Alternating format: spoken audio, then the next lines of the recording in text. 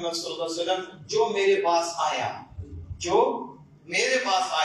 اس کی میں کفایت کروں گا، جو میرے پاس آیا اس کو میں کافی ہو جاؤں گا۔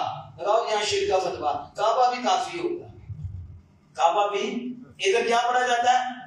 حسبنا اللہ ونعم الوکیل، اللہ ہی کافی ہے اور کوئی کافی نہیں، یہ نفی کی جاتی ہے۔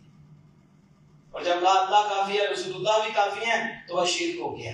کعبہ بھی کافی ہے، یا تو بچہ کفایت کرتا، کہتا وہ ابا جی مجھے کافی، فلاں مجھے کافی ہے، لیکن جن کے ہاں یہ نبی کوئی نہ ہو، دل اندھے ہوں، تو انہوں نے ایسی گفتگو کر دی، اللہ کافی ہے، باقی جو بھی ہے وہ اللہ کے عطا سے کافی ہے۔ کعبہ اللہ بھی کفایت کرے گا، ماں باپ بھی کفایت کرتے ہیں، اولیاء علماء بھی کفایت کرتے ہیں، لیکن خود نہیں کرتے، وہ اللہ ہی کرتا ہے، اس لیے ان کو بنا دیتا ہے۔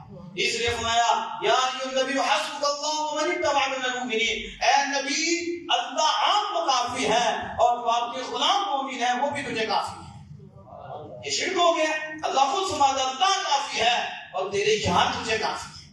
ومن اتبعک من المؤمنین، اور ان میں سیدنا فاروق اعظم ہے، اے نبی اللہ تجھے کافی ہے اور فاروق بھی تجھے کافی ہے، اللہ کی عطا سے کافی ہے۔ تو کعبہ